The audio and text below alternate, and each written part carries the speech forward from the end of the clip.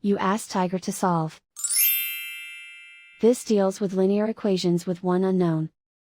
The final result is x equals 7/2. Let's solve it step by step. Simplify the expression. Expand the parentheses.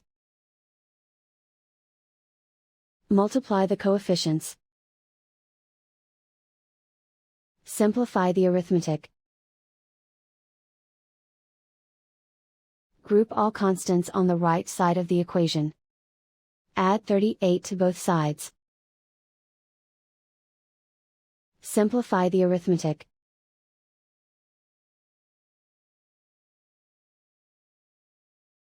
Isolate the x. Divide both sides by 24. Simplify the fraction.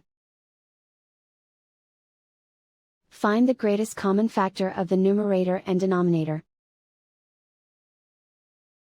Factor out and cancel the greatest common factor. And so the final result is x equals 7/2.